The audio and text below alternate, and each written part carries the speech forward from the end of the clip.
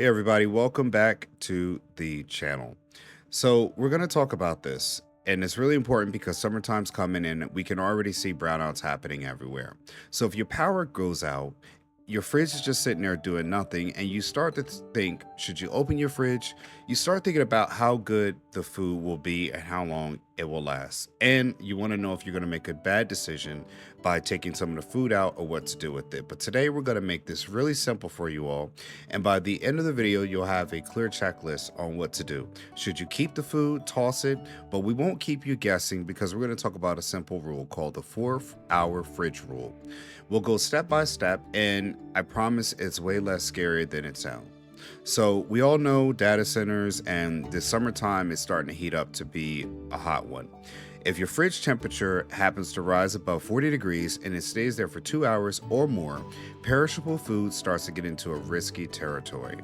And if the power goes out for a full 4 hours, a closed fridge is no longer reliably cold enough to keep that food safe. And that's where you got to start thinking about this 4-hour rule. It's a key phrase. A closed fridge matters a lot, but we're going to talk about why it's important, but it's not absolutely the most thing you need to think of. You want to know, how cold did your fridge stay? How long was the power out? That's why you need a fridge thermometer, and I'll put one in the description section below. That makes it a lot easier because you don't have to guess. But if you don't have one, like most of us don't, we'll work together through it. And before we even talk, let's talk about the strategy. The number one move is when power goes out. That's the easiest one. You don't open your fridge. I repeat, you do not open your fridge. I know it feels like you should check on it and your fridge needs you, but it'll be fine. Trust me. Every time you open that fridge door, you're letting cold air out. If you have children, then definitely you've talked to this about them to this before. A closed fridge can hold a safe temperature for about 4 hours. I bet you didn't know that. A fridge that you keep peeking in will start to decrease in temperature. Think of the cold like a main character of the story. Every time you open it, you're basically writing it out of the script. The cold air is the only thing standing between you and a trip to that bathroom. Talk about bubble guts, right? So step one is keep it simple. Keep that refrigerator closed. Resist the urge to check. If you want to go check the fridge, go somewhere else. Step two, ask yourself, when you're ready to make the call, here's a quick question. Do you keep the fridge mostly closed? How long was the power actually out?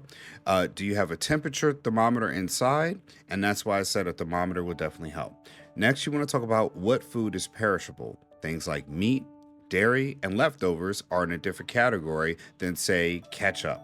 Number 5, does it look or smell off? Now you want to start thinking about food that you have that's old. And the important footnote is the last one. Don't rely on smell alone, because a lot of bacteria can actually make you seriously sick, and it doesn't have to have a smell at all. So we're not using the sniff test, and it won't give you a warning. It'll just quietly ruin your day for weeks at a time. So if you're not sure, we're going to say it together. When in doubt, throw it out. Step 3 is you want to make a safe list of what you probably can keep. So the good news now, not everything in your fridge is a lost cause. After the power outage, if your fridge stays closed and feels cold, then the items tend to be on the safer side. Whole fruits and vegetables, the uncut ones, are usually fine.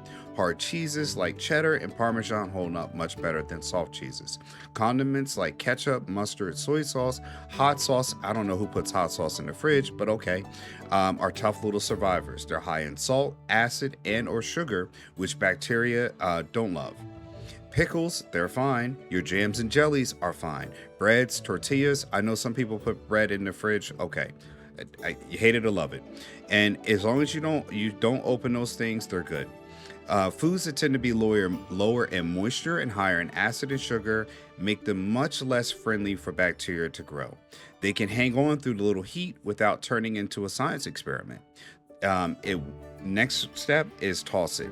Don't gamble on these. Now, so anything that you might have in doubt, we want to say toss it, right? Now, for the not so fun part, if your power goes out for 4 hours or more, we got to put a strategy in. It's summer and you have no idea when the temperature inside got to. There are foods you don't want to roll the dice on. Meat, poultry, seafood, especially milk, cream, yogurt, soft cheeses, they're out of here. Now, again, this is after 4 hours, not like, there's a quick power outage and it comes on. So don't hit me in the comments talking about this. Watch the video. Leftovers of any kind, pizza, pasta, rice, last Tuesday, stir fries, that Chinese food you didn't eat, hot dogs, toss them. Cooked beans, out of here. Cut fruit, sliced melon, they're gone too unless you ate them right first, all right? I know leftover pasta is amazing, and here's the thing. Food poisoning is not worth it, which is not amazing. The cost of a bad food decision is way higher than the cost of replacing what's in your fridge or a trip to the hospital. So, although they might have the power on there, I work in a hospital. So the food doesn't always have to smell bad when they've gone off. That's what makes it sneaky. Don't let it fool you. Step 5, the freezer is your friend. Here's a plot twist you didn't see coming. Your freezer actually is the hero in all of this because a full freezer can hold its temperature for about 48 hours if you keep it closed. Again, keeping it closed. A half full freezer gives you roughly 24 hours. So if the power comes back on and your freezer food still has ice crystals on it, feels cold, like refrigerator cold, you're usually okay to refreeze it or cook it right away. And again, if it's fully thawed or warm to touch, the same rule applies. Toss it, the high risk stuff. The takeaway here is keep your freezer as full as you can. Even frozen water bottles help the full freezers. It depends on the mass though. So the full food stays colder longer, sorry, tongue twist there, but a basic physics working in your favor. So don't contaminate everything else. This is your next step. The quick but important is throw things out. Don't let one bad thing mess up for everything else. Bag up anything you're tossing and get it out the kitchen as quickly as possible. Wipe down your fridge shelves and drawers. Wash your hands. A lot of people don't do that part. One leaky package of questionable chicken can spread bacteria to everything it touches. Don't leave anything sitting in the sink while you decide,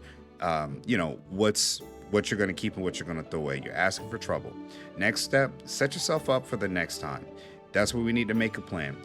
Make the next outage a lot less stressful. Get a fridge thermometer. It's inexpensive, it takes a lot of guessing out, and it pays for itself the first time you actually need it. Keep a cooler, some ice packs ready in the summertime. That way you have a backup plan that's keeping essential things cold. If an outage runs long, and this summer we might have that, fill your freezer up. Frozen water bottles work as a great filler and emergency ice for your cooler. Group your essentials together in the fridge so you don't need to grab something fast when you're not doing a 45 search for a wide open door in the fridge or the freezer. Small upgrades, big payoff. Let's recap here. Everything wrapped up in one quick pass. When the power goes out, close the door. Leave it closed. Your fridge is safe for about 4 hours. If you do that after 4 hours, toss out the high-risk stuff like meat, dairy leftovers, deli meats, cut fruit. Your freezer buys you more time, which is up to 48 hours. If it's full, enclosed condiments and whole produce can actually ride it out. When in doubt, throw it out. Remember that. Because food poisoning is a bad time. Trust me, I've had food poisoning before. It's never worth it. If this helped clear things up, I'd love for you to hit the subscribe button. Follow me for more. Help me out. Give me the HMO special because we keep it simple, practical, and occasionally punny.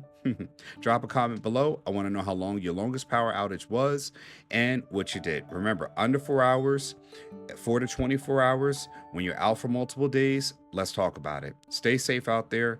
Keep yourself nice and cool this summer, and I'll see you in the next one. Thanks for watching. That's it, folks. You can go to Ancestry Lands to start owning property today with payments starting at $250 a month, no credit checks, and owning land has never been easier. It's time to build your land portfolio one property at a time. We help you to get dollars from dirt and build generational wealth by owning small plots of affordable vacant land. Contact us to learn more. Oh, and speaking of dollars from dirt, I also wrote a book about investing in land for you readers out there. My book, Getting Dollars from Dirt, A Beginner's Guide to Vacant Land Investing, is on Amazon. The link is in the description section below. Inside, you'll learn simple, easy to read insights that will have you understanding why you should own land today. For more tips and tricks, subscribe for updates, comment below, and let us know what you enjoyed about this video. Thanks for watching, and I'll see you in the next one. And remember, like and subscribe.